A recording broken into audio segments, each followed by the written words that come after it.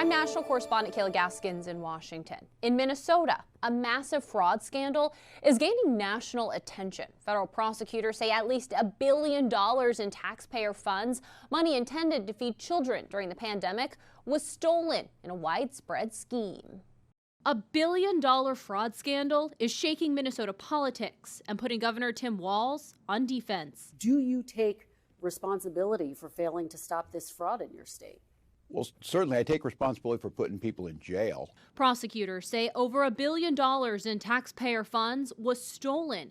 Money meant to feed children, house the homeless, and treat those with autism. Those convicted so far are mostly members of Minnesota's Somali community, accused of billing the state for services that never existed. President Trump slamming Governor Walz for allowing this rampant fraud to happen on his watch. I think there's something wrong with him. Anybody that would do what he did, anybody that would allow those people into his state and pay billions of dollars out to Somalia. We give billions of dollars to Somalia. I will note, it's not just Somalis. Minnesota is a generous state. Minnesota is a prosperous state, a well-run state. We're AAA bond rated, but that attracts criminals. The first fraud charges came in 2022 against Feeding Our Future, accused of using taxpayer money for luxury cars and real estate instead of food for kids. But state officials had raised red flags 2 years earlier, questioning suspicious invoices. The New York Times reports the group pushed back, warning the state that delaying approval for minority-owned businesses would lead to a racism lawsuit. A later state audit found some officials were hesitant to crack down, fearing racism accusations in the post-George Floyd climate. House Majority Whip Tom Emmer is now calling on the Justice Department to investigate reports that money stolen from Minnesota through these fraud schemes may have been funneled into the hands of Al-Shabaab, a Somali-based terror group. In Washington, I'm Kayla Gaskins. I'm Matt Gelka in Washington, where the president went on a disparaging rant against the Somali community in Minnesota this week as the state prepares for a new ICE crackdown. Immigration and Customs Enforcement launched an operation reportedly targeting Somali nationals in the Minneapolis-St. Paul region of Minnesota Wednesday. The new enforcement coming after the president ripped into the Somali community. I don't want them in our country, I'll be honest with you, okay? Somebody would say, oh, that's not politically correct. I don't care. I don't want them in our country. Their country's no good for a reason. Their country stinks. And we don't want them in our country. I could say that about other countries, too. Minnesota is home to the largest Somali community in the country, and the Trump administration is investigating a $1 billion fraud claim in the state where public assistance tax dollars have allegedly been funneled to terrorist organizations based in Somalia. Trump targeted Somali-American Congresswoman Ilhan Omar in his rant. We're going to go the wrong way if we keep taking in garbage into our country. Ilhan Omar is garbage. She's garbage.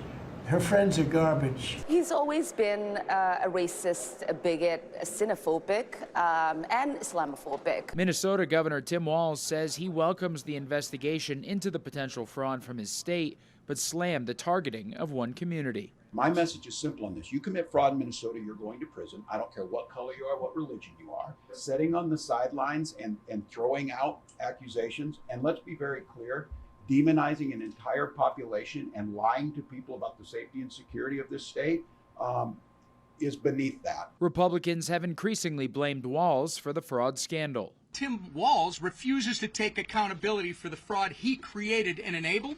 President Trump is committed to justice for the crimes against the taxpayers of Minnesota. Critics say the ICE crackdown on the Somali community is a waste of time and money because the overwhelming majority of Somalis living in Minnesota are naturalized U.S. citizens, according to census data. Reporting in Washington, I'm Matt Gelka. I'm national correspondent Kayla Gaskins in Washington. Federal prosecutors say Minnesota is grappling with one of the biggest welfare fraud waves in U.S. history, and now counterterrorism officials warn some of that money is likely ending up in the pockets of Al-Shabaab, an al-Qaeda-linked terror group operating out of Somalia. Is the biggest funder of Al-Shabaab, the al-Qaeda-linked terror group in Somalia, actually the Minnesota taxpayer? A federal investigator says yes. An alarming claim first reported by City Journal, which spoke with multiple former federal agents. The U.S. Attorney's Office has charged dozens of defendants across multiple schemes, including housing aid fraud, pandemic child nutrition fraud, and false billing for autism therapy. In total, prosecutors say these schemes have cost Minnesota taxpayers billions of dollars. Still, there are people that have legitimately could use those resources that are not getting those resources.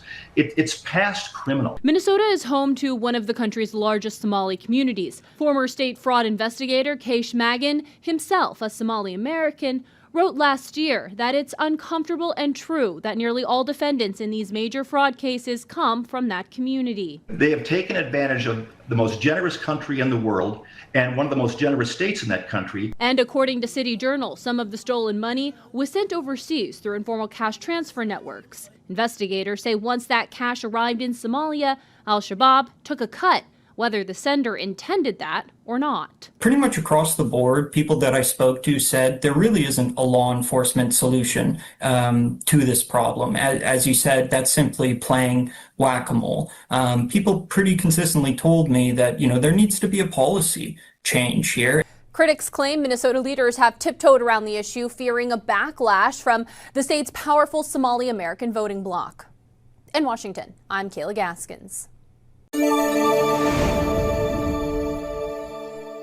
I'm Christine Frizzau in Washington, where lawmakers on Capitol Hill say they want more information about years of fraud being committed by Minnesota residents, the vast majority Somali Americans. The investigations have gotten the attention and the ire of the president.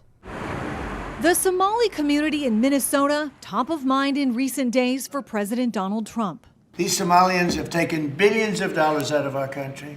They've taken billions and billions of dollars. The president appearing to refer to recent investigations showing widespread fraud in Minnesota.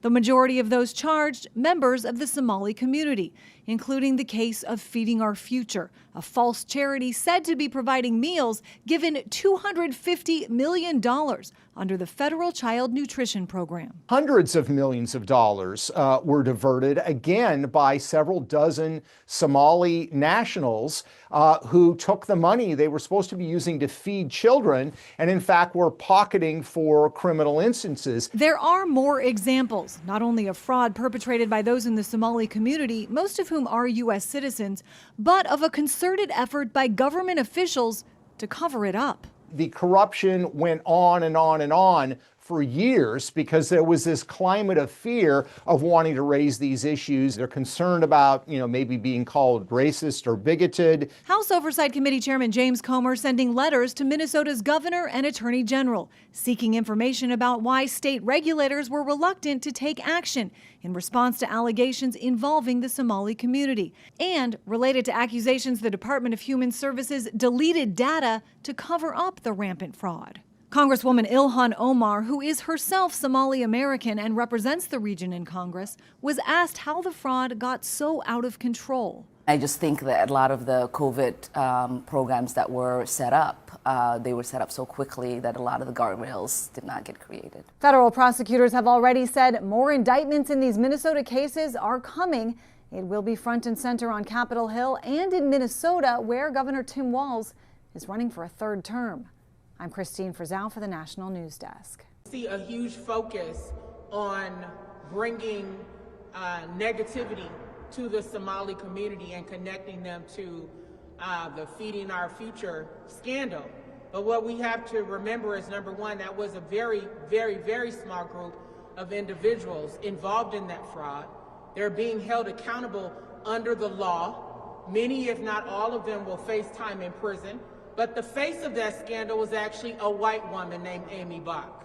So I'm going to say the quiet part out loud today. That particular person is who gave access for the scandal to happen in the first place. And yet the focus is on Somali individuals. If it weren't for a white woman opening the door, none of it would have even happened in the first place. So let's be honest here. But we don't hear Donald Trump and ICE and their minions calling out white people who engage in fraud or crime or abuse. And I'm from a community that has unfortunately been impacted as a result of white people's crimes against black people that have gone unrecognized, that have never been addressed, and where we continue to be mistreated and stereotyped, even though our community for decades upon decades have been the ones who have suffered as a result of white privilege, white power, and white supremacy. He's wrong, and we want them here.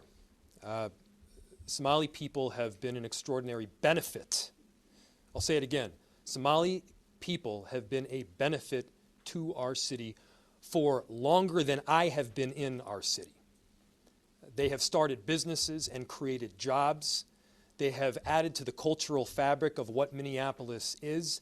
They were welcoming to me when I first came out to Minneapolis. In fact, they were one of the first groups that I myself got to know. To, again, villainize an entire group is ridiculous under any circumstances. And the way that Donald Trump is consistently doing it, I think calls into question major constitutional violations. And it certainly violates the moral fabric of what we stand by in this country as Americans. Washington looking into the rampant state fraud in Minnesota that's already led to dozens of indictments. The U.S. House Oversight Committee and the Treasury Department both launched investigations into the massive fraud scheme lawmakers say used taxpayer dollars to fund terror groups overseas. Oversight Committee Chair James Comer said Minnesota Governor Tim Walz was warned about massive fraud in a pandemic food aid program for children, yet he failed to act. Instead, whistleblowers who raised concerns faced retaliation. Because of Governor Walz's negligence, criminals, including Somali terrorists, stole nearly $1 billion from the program while children suffered. And one of the journalists who uncovered the scandal says the massive operation was extensive and expanded over many years. It's not just a single billion, but sources in Minnesota tell me it's multiple billions of dollars that have been stolen by Somali migrants, predominantly in Minneapolis. They were doing things like faking autism diagnoses, faking autism treatment plans, opening up fraudulent autism centers, and then bilking hundreds of millions of dollars from taxpayers. This is the biggest systematic fraud scandal, and it's not just a few isolated individuals. I think we're looking at hundreds of Somali families and really widespread recognition within the Somali community. Developing this morning, the Department of Homeland Security linking multiple Democratic lawmakers in Minnesota to an illegal Somali national arrested as part of the immigration crackdown there. Abdul Dahir Ibrahim entered the U.S. in 1995 after being deported from Canada, where he was charged with welfare and asylum fraud. He had been living in Minnesota despite an order by an immigration judge for his removal back in 2004 because of his extensive history of fraud charges.